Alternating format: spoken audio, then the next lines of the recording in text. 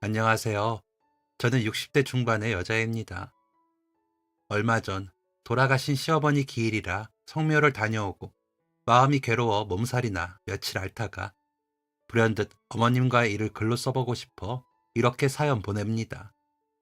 어느 배우가 TV에서 그러더라고요. 남편을 지금까지 버티고 산 것은 시어머니 덕분이었다고요. 그 말에 저도 공감이 가면서 마음이 더 일렁였습니다. 저는 제 평생을 어머님 덕분에 살고 있거든요. 어머님 아니셨으면 저는 진작 나쁜 마음을 먹었을 겁니다. 어머님 덕분에 살았고 어머니 덕분에 지금의 제가 살고 있음에 항상 감사한 마음으로 더 열심히 살고 있답니다. 어머니가 제게 더 주신 시간이니만큼 더 알차게 쓰려고요. 어머니를 처음 배웠을 때 제 나이가 20살이 갓 되었을 때였으니 벌써 40년 하고도 몇 년이 더 지난 일이네요. 그때는 살림이 뭔지도 모르고 철도 없어 그저 남편 하나 보고 어머니께 결혼시켜달라고 찾아왔을 때가 첫 만남이었습니다. 사남 1녀 중 늦둥이 막내 아들이 군대도 마치지 않고 데리고 온 저를 지그시 바라보시던 어머님의 눈빛은 지금도 잊지 못합니다. 어릴 적 어머니를 여의고 무뚝뚝한 아버지 밑에서 정이라곤 못 느끼다가 마치 길 잃은 강아지를 보는 듯한 어머님의 눈빛에 반했다고 할까요? 한참을 그런 눈빛으로 보시던 어머님의 첫말이 결혼이 뭔지는 알고 였습니다. 이제 22살이 된 아들을 따라온 20살짜리 여자아이에게 혼도 내지 않으시고 그저 그렇게 부드러운 말투로 달래듯 물어보신 그 말이 저는 좋았습니다. 그래서 어머니의 가족이 되고 싶더라고요. 남편도 좋긴 했지만요. 남편과는 말 그대로 길 가다 만난 사이였습니다. 첫눈에 반했다고 하죠. 소위 있는 집 자식처럼 보이기도 했고 키도 크고 인물도 좋았거든요. 저도 아버지가 형편이 어려운 분은 아닌지라 친구들과 시내에 나들이 갔다가 말을 거는 무리에 있던 남편을 보고 첫눈에 반해버린 거죠. 젊은 남녀가 그렇듯이 무리가 지어지면 자주 만나고 그 중에 몇몇은 연인이 되는 그 흔한 흐름처럼 저 역시 남편과 연인이 되었습니다. 그러는 와중에 남편이 군대에 가야 하는 상황이 오니 급해졌습니다. 저는 남편이 좋은데 남편 친구 중에 제가 좋다던 다른 사람이 군 면제라 남편의 마음이 불편했던지 결혼하자고 하더라고요. 성희야, 우리 결혼하고 너가 우리 집에 살고 있으면 내가 제대하고 더 잘할게. 그러니까 군대 있는 동안만 참자. 휴가도 나오니까. 라고 하더라고요. 저는 남편과 헤어질 수 없다는 생각에 얼른 그러자고 했고요. 어차피 새어머니와 아버지는 제게 관심도 없고 은근히 눈치를 주던 차에 잘됐다 싶어 탈출구처럼 느껴져 그 결혼이라는 말이 저도 반가웠거든요. 그런 제게 어머님의 따뜻한 눈빛과 말투는 안식처처럼 느껴지기도 했습니다. 하지만 남편이 때를 쓰듯 결혼한다고 하니 어머님은 안 된다고 하셨습니다. 멀쩡한 남의 집 귀한 딸을 미래도 불확실한 놈이 발을 묶어놓으면 어쩔래? 군대나 다녀와. 괜히 고생시키지 말고. 라고 하시면서요. 남편은 엄마, 나 성이랑 살 거야. 아니면 나 군대 안 가. 안 갈 거야. 라며 어머니를 쪼르는데 어머님은 강건한 자세로 움직이지 않으시더라고요. 처음 뵀을 때는 아무 말도 못하고 그냥 돌아서 나왔습니다. 그리고는 그 뒤로 매일 남편과 함께 어머니를 찾아뵈었죠. 남편이 막무가내로 때를 쓰는데 저는 아무 말도 없이 매일 함께 있었습니다. 그런 저에게 어머니는 별 말도 하지 않으시더라고요. 그저 바쁘게 일을 하셨죠. 식당을 운영하셨거든요. 그러다 10번째 찾아간 날 눈길도 안 주시던 어머님께서 저에게 아가씨도 이 녀석이랑 결혼하고 싶어요? 얘 아무것도 할 줄 몰라. 정말 저런 놈 믿고 살 수 있겠어요? 라고 하시는데 저도 모르게 고개를 끄덕이며 네, 정말 잘할 수 있어요. 라고 답했습니다. 그러자 그럼 저 녀석 없는 동안 나랑 살아볼래요? 라고 하시더라고요. 저는 그 말에 마음이 놓여버려서 눈물까지 흘리며 네 라고 대답을 했습니다. 그리고 결혼은 일사천리로 진행됐습니다. 남편은 입대를 했고 저와 어머니가 준비를 해야 했죠. 아버지와 새어머니는 제가 결혼한다고 하자 내심 만족을 하셨습니다. 몰랐는데 어머님이 하시는 가게가 일대에서 유명했더라고요. 저는 가족과 외식을 가지 않았으니 몰랐고요. 친구들을 만나 놀더라도 고깃집보다는 분식이나 먹었으니까요. 그런데 아버지와 새어머니는 몇 번 가봤는지 그 집 아들이라고? 하면서 아이고 딸 덕분에 고기 좀 실컷 먹어보겠네 라며 좋아하시더라고요. 그러다 보니 남편이 인사를 왔을 때 반대는커녕 반기시며 웃으시더라고요. 그런 결혼이라 그런지 결혼 준비를 하는 것이 어렵지도 않았습니다. 아버지는 예단도 잘 준비해 주셨고 남편 첫 휴가에 맞춰 예식을 치르기 위해 서두르긴 했지만 거리낌 없이 척척척 준비가 되어갔습니다. 어머님도 바쁘신 와중에 예물도 서운하지 않게 해주셨고 드레스며 식장이며 꼼꼼하게 준비를 잘 할 수 있도록 해주셨습니다. 친정에서는 혼수하라고 돈만 주고 관심도 없으셨는데 어머니가 챙겨주시니 너무 마음이 놓이고 편해지더라고요. 그래서 어머니가 더 좋아졌죠. 남편이 첫 휴가를 나오고 신혼여행도 못 가고 바로 친정으로 갔다가 하룻밤 자고 새어머니가 챙겨주시는 이바지 음식 가지고 시댁으로 갔습니다. 그제야 남편의 많은 형제들이 실감이 나더라고요. 저는 외동이었기에 그렇게 반기시는 형제들을 보고 든든한 마음까지 들었습니다. 다들 어머니처럼 따뜻하고 푸근한 분들이라고 생각했거든요. 식을 올리고 며칠 만에 군대로 돌아간 남편이 없는 집에서 제가 할 일은 어머니를 따라 식당 일을 하는 것이었습니다. 원래는 아가, 집에서 있으면서 집안일 좀 익히고 있어. 특별히 뭘 할 건 없고 그냥 이리저리 둘러놔봐. 그러다 보면 좀 편해지겠지. 라면서 출근을 하시더라고요. 그런데 아무도 없는 집에서 청소도 해보고 빨래도 해보고 음식도 나름 해보는데 아침부터 저녁까지 아무도 없는 집에서 하루 종일 있다 보니 심심도 하고 외로운 마음이 들어 힘들더라고요. 게다가 가끔 오시는 유일한 시누이가 집에 오는 날에는 불편했고요. 은근히 제가 하는 일도 없이 밥이나 축낸다는 듯이 말을 하는데 서러웠습니다. 그래서 결혼하고 2주 만에 어머님께 제발 식당에 데리고 가시라고 했습니다. 어머니, 제발 저 좀 데리고 가주세요. 집에서 혼자 있으려니까 너무 심심해요. 밥 혼자 먹는 것도 힘들고요. 라면서 쪼르면서요. 어머니는 그런 저에게 아이고, 아무것도 안 하고 산 사람이 갑자기 식당 일을 어찌하려고 그러나. 괜히 고생한다고 울지 말고 아서.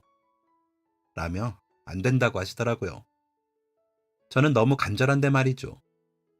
그런 어머니께 어머니, 방해 안 되게 진짜 열심히 배울게요. 제발 저 좀 데리고 가주세요. 라면서 울었습니다. 어머니는 그런 저를 보고 깜짝 놀라시더니 울기는 왜 울어? 고생할까봐 그러지.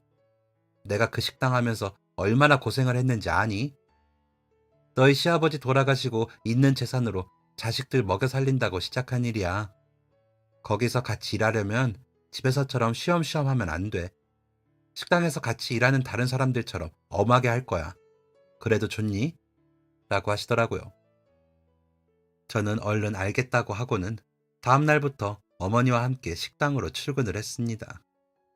아침에 일어나 어머니가 안 계시기에 일찍 나가시는 건 알았는데 새벽 5시에 일어나 출근 준비를 하시더라고요.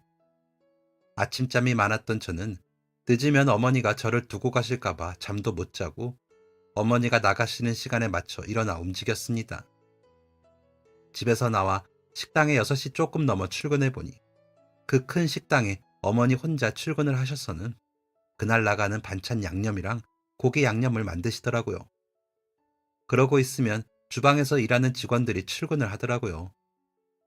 직원들이 휴게실로 가 옷을 갈아입고 있으면 고기가 배달이 오고 배달 온 고기는 직원들이 손질을 해 어머니가 만드신 양념에 고기를 재워 저장고에 날짜를 적어 저장고에 저장을 하고 전에 저장을 한 고기를 꺼내놓고요. 그리고 반찬 재료를 손질해 어머니가 만들어 놓으신 양념에 조리를 해놓고 그날 장사할 준비를 끝마치면 서빙을 하는 직원들이 출근해 홀 정리를 하더라고요. 청소는 전날 저녁에 한 것 같은데 준비할 게 많은지 부지런히 움직이더군요. 그렇게 하다 보면 어머니가 준비하신 아침을 직원들이 둘러앉아 먹었습니다. 그 후 오전 9시부터 휴게실에서 좀 쉬고 오전 11시부터는 손님이 들어오셔서 식사를 하실 수 있도록 준비를 마치고 대기를 하는 모습을 보고 저는 놀랐습니다. 그때까지 저는 그렇게 열심히 사는 사람들을 본 적이 없었거든요. 아버지는 건설업을 하신다고 하시긴 했는데 제가 눈으로 본 적은 없고 사무실을 나가시는 날보다 새어머니와 여행 다니시는 날들이 더 많았거든요. 돌아가신 엄마가 올해 알타가 돌아가셨는데 그때도 그러셨고요. 엄마의 간호는 외할머니가 하셨는데 번번이 제 앞에 아버지 흉을 보시더라고요. 엄마가 돌아가시기도 전부터 새어머니와 교제를 하는 아버지를 외할머니는 매우 싫어하셨는데 그런 아버지의 자식이라고 저도 안 예뻐하셨습니다. 제가 엄마가 보고 싶어 엄마 병실에 가면 너희 아버지 좀 졸라서 데리고 오지 왜 너만 오냐? 너도 새어머니 드릴 생각에 좋지? 이렇게 아파 있는 엄마보다 젊고 예쁜 새어머니가 좋지? 라며 화를 내기도 하셨고요. 아픈 엄마와 놀러 다니는 아버지 사이에서 정을 느낄 새도 없었기에 어머님이 열심히 일하시는 모습은 보는 것만으로도 놀라웠습니다. 엄마가 아프시면서 아버지 돈을 많이 써 돈 잡아먹는 것도 내림이라며 새어머니가 궁시렁거릴 때도 돈은 힘들게 버는 거라고 생각도 못했으니까요. 어머님처럼 유하신 분이 이렇게 힘들게 돈을 버신다는 것도 신기했죠. 그 정도로 고생하고 일을 많이 하는 사람은 드세고 독할 거라고 생각했는데 어머니는 전혀 그런 분이 아니셨기에 식당에서 계산대나 지키시는 줄 알았습니다. 아버지의 말처럼 돈이 있고 운이 좋아 돈을 버는 건 줄 알았거든요. 그런데 어머님은 정말 좋은 재료로 직접 다 하시더라고요. 그런 방법을 알아가기까지 얼마나 노력을 하셨을지 식당에 나가 점점 더 일을 할수록 감이 가늠이 안 되더라고요. 새벽에 나가 저녁에 장사가 끝날 때까지 한시도 쉬지 않으시는 어머님의 모습을 보고 있자면 저까지 숨이 찰 정도였습니다. 그래서 저는 어머니를 진심으로 존경하기 시작했습니다. 그래서 뭐든 어머님이 하시는 건 다 따라 배우려고 했습니다. 하다 보니 재미도 있고 어머니께 도움이 되는 게 좋더라고요. 휴가를 나온 남편은 그런 저를 보고 엄마, 나 없다고 우리 성이 일 시켰어? 라며 어머니께 따지고 들기도 했지만 제가 내가 좋아서 한다고 했어 라고 하자 이해가 안 간다며 하고 싶긴 식당 일이 뭐가 좋아? 라더니 신경 안 쓰더라고요. 그러더니 점점 친구들만 만나고 노는 시간이 길어지더라고요. 휴가를 나와도 집에는 안 들어오고 놀러 다니는 날이 많았으니까요. 그러다 친구들에게 남편이 다른 여자들과 만나는 걸 봤다는 말을 듣게 되었습니다. 저는 놀라기도 하고 배신감이 느껴졌지만 어떻게 해야 할 줄을 몰라 식당 뒤편에서 울고 있었는데 어머니께서 보시고 무슨 일이냐 물으시더라고요. 그래서 말씀드렸더니 돈 가지러 온 남편을 잡아 휴게실로 끌고 가시더라고요. 한참을 안 나오던 남편은 얼굴이 시뻘개져서 나오더니 저에게 성희야, 그런 거 아니야. 다른 친구들이 만나는 여자인데 나만 유부남이라고 빼기가 그래서 같이 있기만 한 거야. 내가 너 말고 다른 여자가 어디 있어. 미안해. 라더니 제 손을 잡고 설명을 하더라고요. 뒤따라 나오신 어머님께서 가서 둘이 데이트도 하고 영화도 보고 그러고 와. 형철이 휴가 끝날 때까지 그렇게 해. 라며 용돈을 주시면서 내보내시더라고요. 그런데 남편은 우리 그냥 집에 가자. 라면서 그냥 집으로 향하더라고요. 저는 괜한 오기에 왜? 어머니가 데이트하라고 하시잖아. 라고 했는데 대뜸 아니 그런 꼴로 어떻게 나가. 성희야, 너 결혼했다고 너무 안심하고 퍼지는 거 아니야? 아직 애도 안 낳았는데 벌써 이러면 어떻게 해? 너 지금 진짜 딱 식당 아줌마 같아. 라며 씩씩거리며 집으로 가더라고요. 무심결에 유리에 비친 저를 보니 남편 말이 맞는 것 같았습니다. 그래서 그 다음 날에는 결혼 전처럼 화장도 하고 옷도 입고 남편과 나가려고 일찍부터 기다렸습니다. 남편과 자주 가던 다방에 가 커피라도 마시고 오려고요. 그런데 남편은 피곤하다, 좀 쉬었다가 부대 복귀하고 싶다 하면서 안 나가려고 하더니 휴가를 마치고 부대로 돌아가 버렸습니다. 며칠을 일찍 일어나 데이트 준비를 하고 기다리던 저는 너무 자존심이 상했죠. 친구들의 말도 자꾸 떠오르고 안 좋은 생각들이 나더라고요. 그런 제 마음을 어머니는 느끼셨는지 제게 성희야, 우리 형철이가 너 아프게 하면 내가 가만히 안 있는다. 그건 알아둬. 나는 아무리 내 자식이어도 바람 피우고 그러는 건 못 본다. 우리 형철이도 내가 고생한 걸 알아서 안 그럴 거야. 라고 하시더라고요. 어머니가 그렇게 말씀하시니 마음이 놓이고 듬직한 느낌이 들더라고요. 그래서 마음을 다스리고 들려오는 말들을 무시하려고 애를 썼습니다. 하지만 잘 안 되더라고요. 의심의 싹은 사람을 흔들리게 하더라고요. 그러는 와중에 제 몸이 달라지는 걸 알게 되었습니다.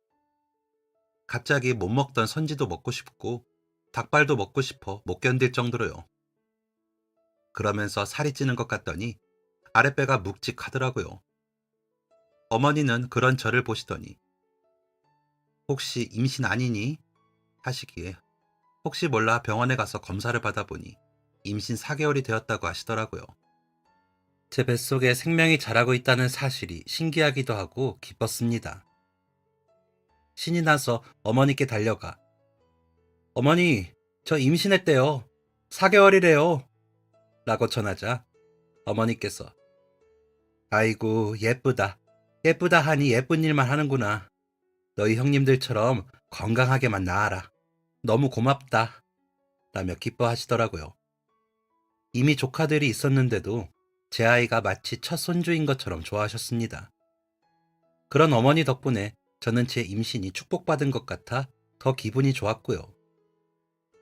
남편에게 편지로 임신 사실을 알리고 남편도 어머니만큼 저의 임신을 기뻐할 거라고 믿고 남편이 다음 휴가를 나오기만을 기다렸습니다. 어머니는 저에게 일도 하지 말고 집에서 쉬면서 맛있는 거 많이 먹고 있으라고 하시면서 매일 먹고 싶은 건 없는지 필요한 건 없는지 물으셨습니다. 저는 좀 더 움직일 수 있다며 뭐든 하려고 했지만 어머니가 말리셨죠. 그래도 적적하고 심심하면 가게에 나가 어머니 일하시는 것도 보고 그랬습니다. 그런 저를 보고 가끔 들러 어머니와 식당 직원들 간식을 전달하러 오시는 형님들은 동서는 비위도 좋다. 나는 임신하고 고기 냄새 힘들어서 못 참겠던데. 라며 어머니께만 생글거리며 웃고는 저를 힐끗거리며 가시곤 했습니다. 가게 일은 안 도와도 간간히 그렇게 오셔서 용돈도 받아가시고 하셨거든요. 더 가끔 오시는 시누이는 다들 임신했다니까 싫어하지? 그럴 수밖에 없지. 아마 올케 아들 낳으면 더 싫어할걸? 큰오빠는 딸만 둘이고 셋째는 아직 임신 못하고 있고 넷째네도 딸만 하나잖아. 내가 낳은 아들은 김씨 아니니까 상관없고 우리 엄마 남녀 차별은 안 해도 손자 태어나면 손자 다 주겠지 할 테니까. 게다가 올케가 엄마 옆에서 이렇게 살랑거리니 더 그러는 거야. 지금이야 어릴 때 고생시켰다고 미안해서 용돈이나 주지만 아들 손주 태어나봐. 다들 그동안 아부한 거 아깝지? 라고 하시는데 그동안 저한테 하시던 게 생각이나 흠칫 놀랍더라고요. 어머니는 그런 시누이의 말을 들으시더니 그걸 아는 놈들이 그렇게 해? 진작 나와서 돕는 척이라도 하지 그랬다니? 나는 바라지도 않는다. 그래도 우리 성희처럼만 하면 내가 뭐든 다 해주지. 너무 예뻐. 손주가 아니어도 우리 성희한테는 뭐든 안 아깝다. 괜한 소리 말고 가. 그런 소리 할 거면 오지 말고. 라면서 시누이를 보내시더라고요. 시누이는 입을 삐죽거리며 가면서 저를 다시 힐끗 노려보더군요. 그래도 어머님이 그렇게 이야기해 주시니 흐뭇한 마음이었습니다. 남편이 와서 기뻐하는 모습까지 보면 더 좋을 것 같더라고요. 아이 아빠니까요. 남편은 휴가를 나와서는 전과는 다르게 제 곁을 떠나지 않더라고요. 성희야, 아들만 낳아. 아들만 낳으면 우리 엄마 식당 우리 거야. 우리 엄마가 아들을 넷이나 낳았는데 손자는 못 봤잖아. 진짜 아들만 낳으면 우리 평생 놀고 먹을 수 있어. 알았지? 아들이야. 아들. 이라고 하면서요.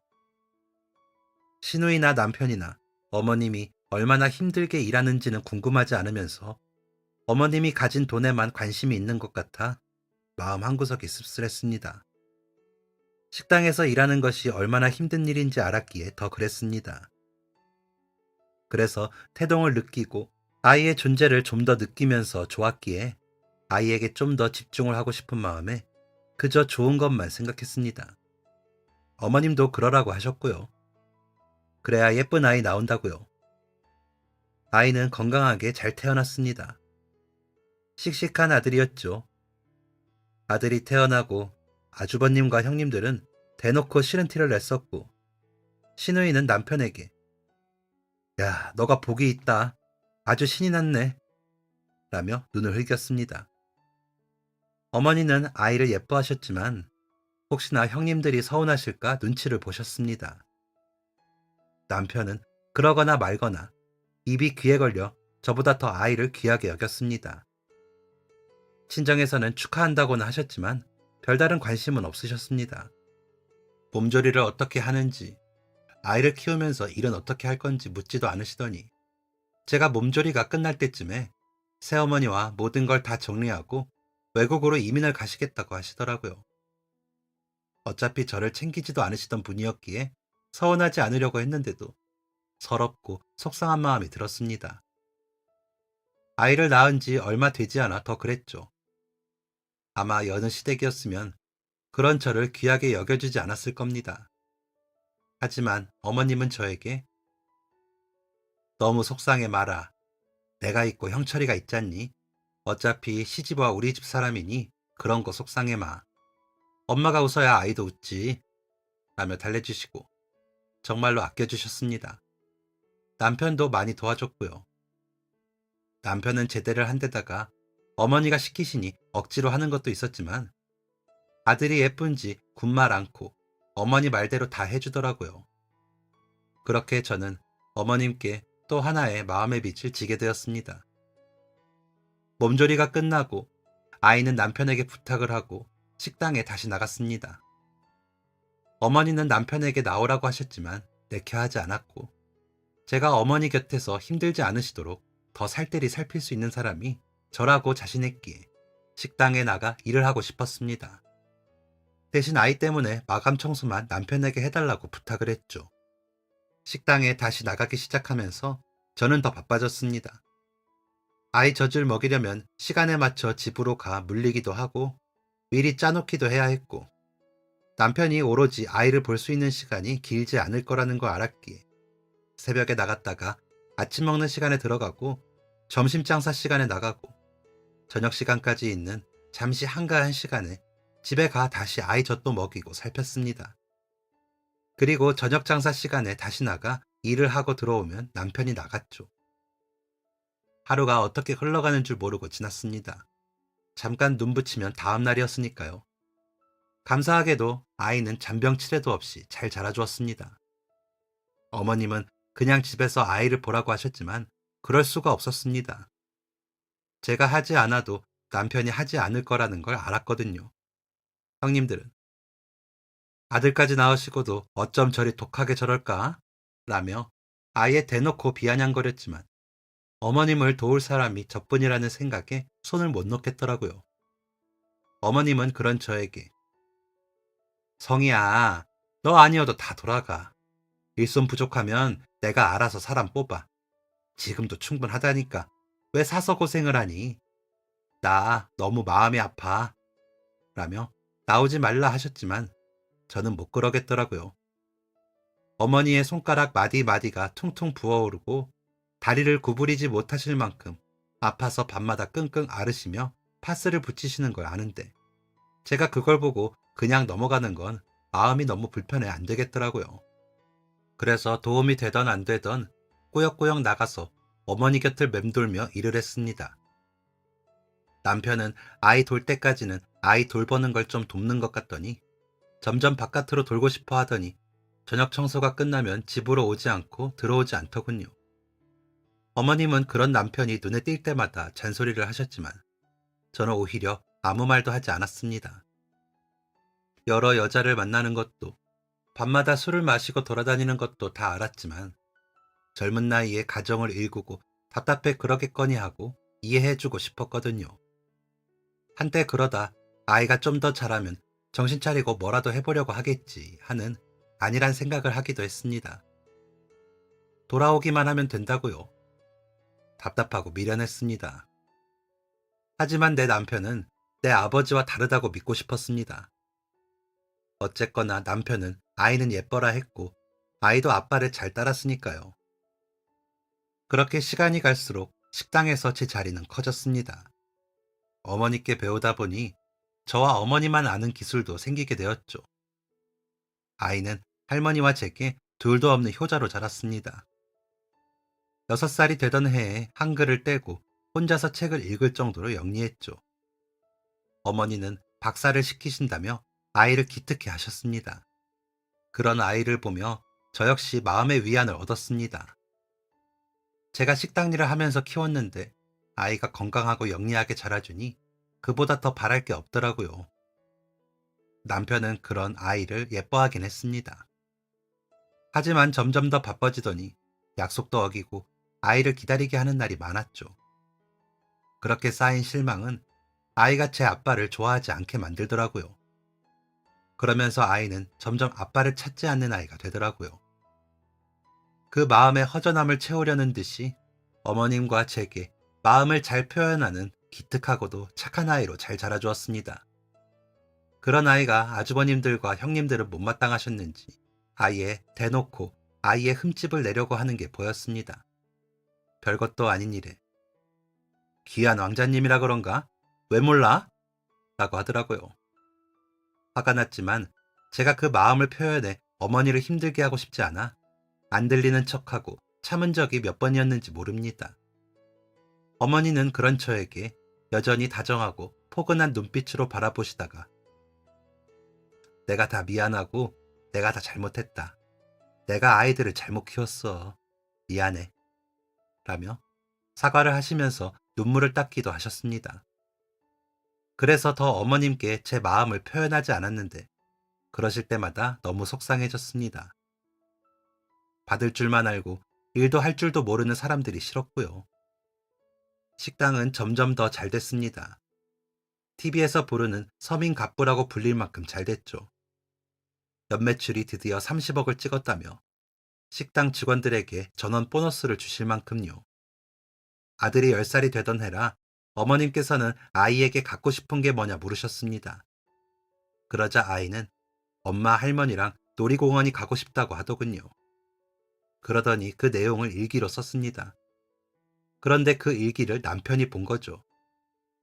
얼굴이 울그락불그락해지더니 아빠는 왜 없어? 라며 따지더군요.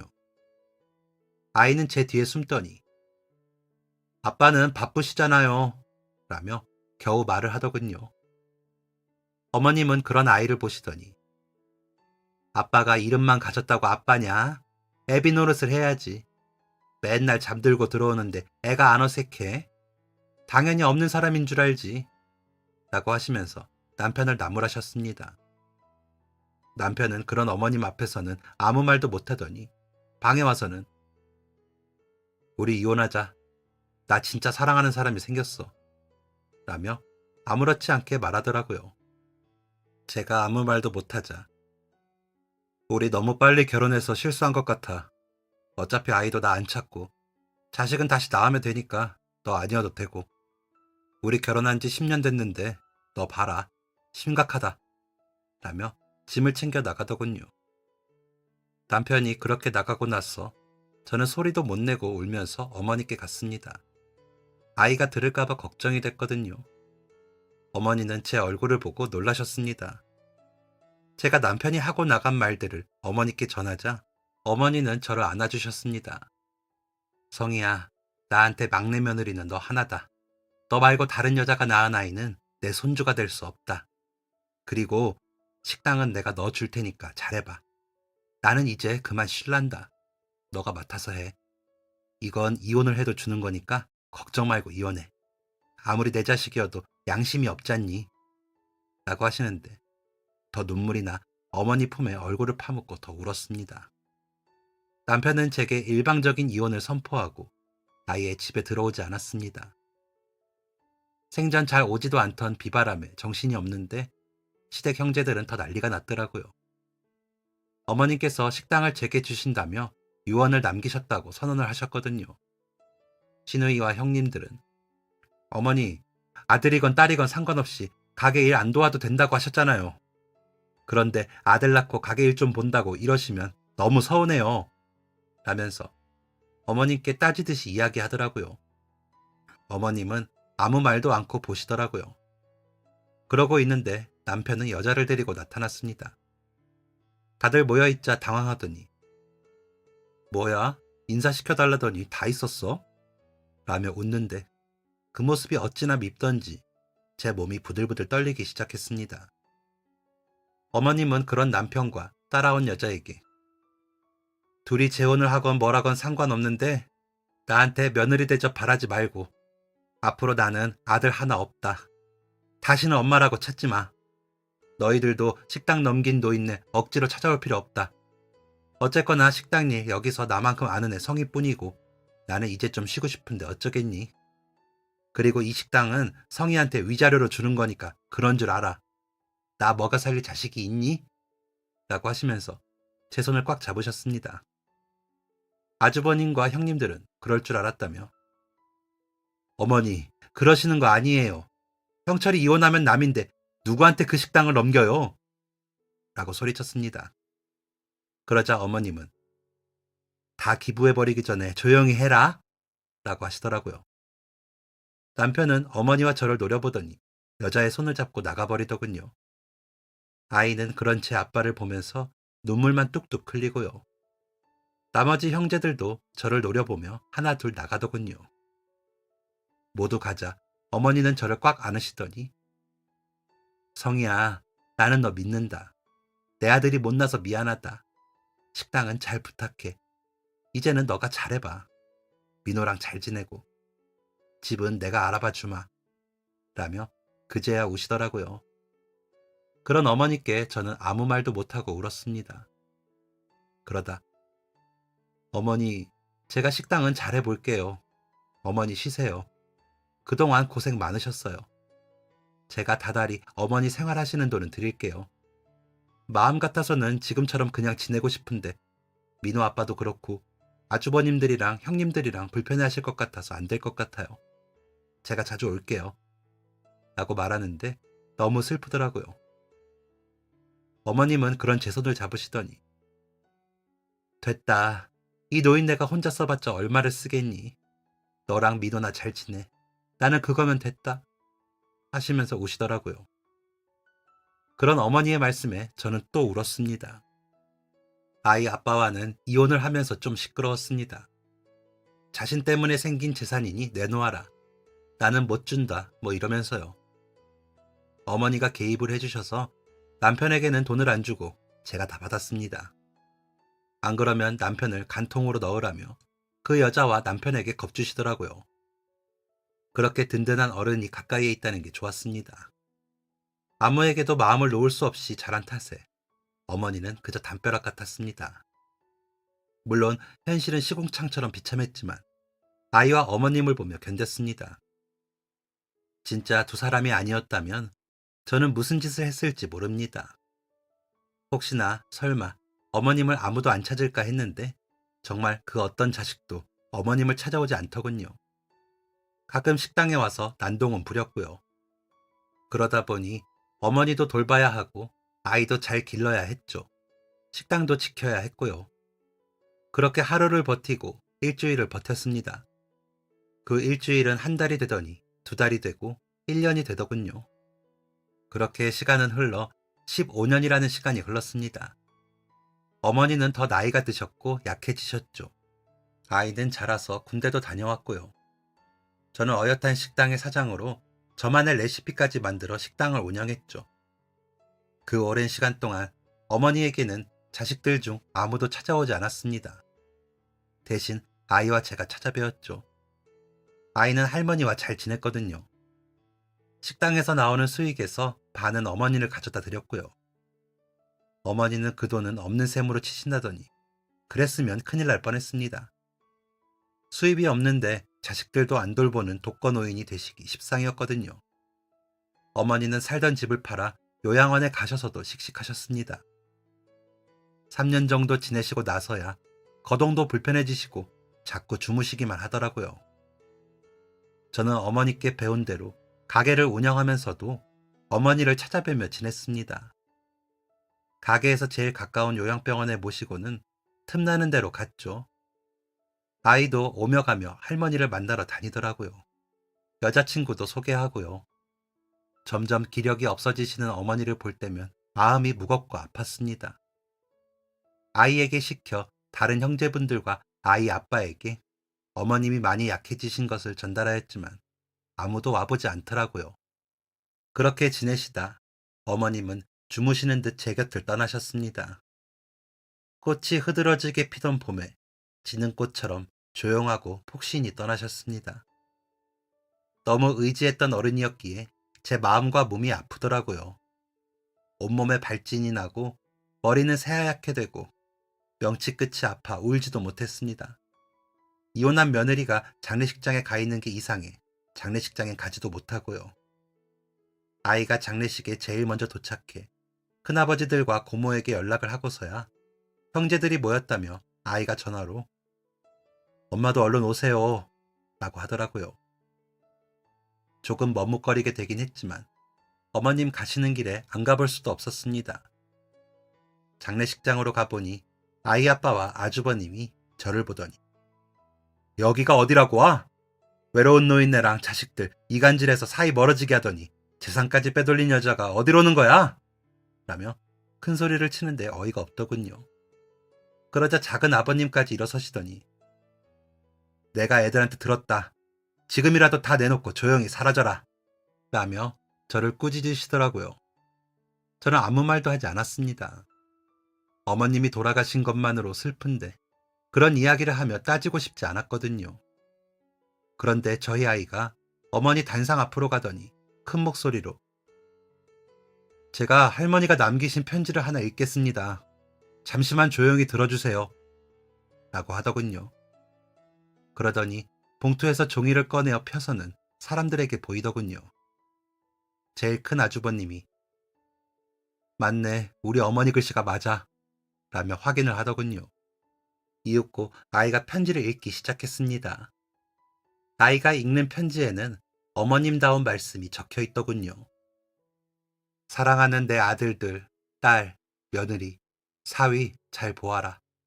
아마 너희는 내가 이제 이 세상 사람이 아니라는 연락을 받고 모였을 게다. 내가 우리 민호에게 잘 부탁해 놓아 준비는 잘 되어 있을 테니 내 장례를 어떻게 치를지 민호의 말대로 하면 된다. 그게 내가 준비한 내 마지막이니 말이다. 아마 혹시나 남은 재산 어떻게 하려나 귀가 번쩍하겠지. 내가 성희에게 식당을 넘기고 너희가 나를 찾지 않는 그 시간 동안 성희와 민호는 나를 꾸준히 찾아오고 나를 돌보아 주었다. 그러니 고맙게 여겨라. 성희가 시집을 와 식당 일을 돕겠다 했을 때 몇 번 저러다 말겠지 했다. 철없는 막내 아들 따라온 아이라 내 자식과 동일하게 보았다. 하지만 성희는 제 엄마가 얼마나 고생을 하건 돈 쓰는 것밖에 관심이 없는 5의 내 자식보다 더 성실히 내 곁을 지켰다. 아이까지 키우며 제가 해야 할 일을 내 기대 이상으로 해주었다. 고맙고 안쓰러웠다. 그리고 좋았다. 내가 얼마나 고생을 하는지 진심으로 알아주더라. 그리고 그 고생을 온 힘을 다해 함께 해주더라. 내 편이라는 생각을 처음 했다. 모두들 내가 버는 돈만 생각했지 얼마나 수고스러운지 관심도 없는데 성희는 내가 하는 것처럼 같이 고생을 하면서도 배우고 인정해주더라. 그래서 더 정이 갔고 그래서 더 좋았다. 너희 말대로 귀한 아들도 낳아주어 좋았다. 하지만 나는 모든 손녀와 손자를 똑같이 사랑했다. 민호라고 해서 더 해준 것도 없는데 이 편지를 전할 사람은 민호뿐이다. 아무도 나를 찾아오지 않기 때문이다. 너희는 내가 불공평하다고 했지만 나에게 곁을 내어주지 않은 건 너희들이다. 나를 어미가 아니라 그저 돈 나오는 기계 취급을 해서 서러웠다. 너희를 모두 품에 안고 젖을 먹여 키운 어미인데 그 체온을 너희는 잊었더라. 그럼에도 불구하고 나는 너희를 매일 매 순간 사랑했다. 지금 이 순간도 사랑한다. 보고 싶고 안고 싶다. 이름을 부르며 마주보며 웃고 싶다. 그런 기회를 주는 아이들은 민호와 성희뿐이다. 형철아, 너는 이 아이들을 놓친 걸 평생 후회할 게다. 너가 버리고 떠났다고 자만하며 지냈겠지만 정작 버려진 것은 너다. 성희가 민호를 단단하게 잘 키웠기 때문에 바람 따라 떠난 너에게 우리 민호는 휩쓸리지 않고 제 갈 길을 갈 것이다. 돌아보지 않고 말이다. 행여라도 태어나게 해준 아비 노릇을 하고 싶다면 지금이라도 참회하고 두 사람에게 사과하는 마음으로 살거라. 그래야 너도 이 어미처럼 멀리 떠나는 날 조금이나마 편하게 눈 감을 수 있을 게다. 어미의 마지막 부탁이다. 아들 민철, 호철, 형철, 딸 효연, 며느리 아영, 민지, 성희, 사위 준호, 손녀 지민, 미영, 자영, 손자 민호. 이 이름들 마음에 품고 가게 해주어 고맙다. 너희들의 어미로, 할미로 살다 가게 해주어 고맙다. 그리고 사랑한다. 이제 나는 잊고 잘 살기 바란다. 라는 내용의 편지를 눈물을 흘리며 아이가 다 읽자 모두가 눈물을 흘리며 쉽게 말을 하지 못하고 있었습니다. 저도 그랬고요. 아이 아빠의 여자는 기분이 상한 듯 나가더군요. 그런데 갑자기 작은 아버님께서 성큼성큼 걸어 아이 아빠 곁으로 가시더니 손을 올려 아이 아빠의 뺨을 내리치시더니 아주버님들까지 차례로 때리시더라고요. 이 천하의 나쁜 놈들아. 너희 어머니가 너희 아버지 때문에 얼마 고생을 했는데 너가 바람을 피워? 바람 피우고 돌아다니다 병 얻어 돌아와서는 집에 돈으로 병 고친다고 다 털어 병수 밟았다가 죽은 너희 아버지 대신에 너희들 먹여 살린다고 그 고생을 한 어머니한테 너희가 그 꼴을 보여? 이 불효막심한 놈들아! 라며 큰 소리를 치시더니 화를 내시더라고요. 그러시더니 너희는 울 자격도 없는 놈들이야. 아이고 형수, 아이고 형수 하며 우시더라고요. 아주버님과 형님은 눈치만 보시고 시누이는 울고요. 아이 아빠가 뺨을 붙들고 멍하게 있는 모습을 보자니 눈물과 헛웃음이 나더군요. 작은 아버님은 미국에서 사시다 들어오신 지 얼마 안 됐을 때라 어머니의 상황을 잘 모르셨다고 하더라고요. 어머님께 도움도 많이 받아 찾아와 갚으시려고 했는데 형제들과 시누이가 어머님이 아들 낳은 제게 미쳐 재산 다 넘기고 자신들은 버렸다고 했대요. 그런 소리를 믿고 돌아가실 때까지 뵙지도 못했다며 가슴을 치고 우시더라고요. 그러시더니 제 손을 잡으시며 고맙다고 하시면서 미안하다 하시더라고요. 그렇게 저는 장례를 마치고 지금까지 어머님을 대신해 장사를 하고 있습니다. 가게는 여전히 어머니 계실 때만큼 매출이 나고 있습니다. 아이는 이제 기업화 시킬 때가 되었다며 준비를 하고 있고요. 그리고 어머님 기일이 다가오면 아이와 성묘를 갑니다. 그러고 나면 며칠 몸살이나 아프더라고요. 어머님이 너무 그립고 보고 싶어 괴로워 그런가 봅니다.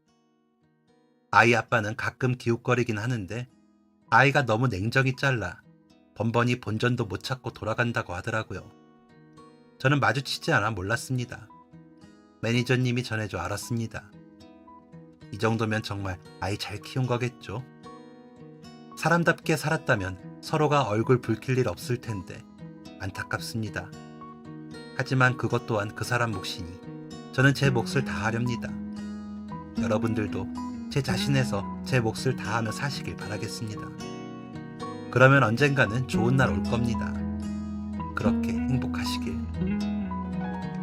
지금까지 사연 들어주셔서 감사합니다. 사연이 재밌으셨다면 구독과 좋아요를 눌러주세요. 감사합니다. 안녕히 계세요.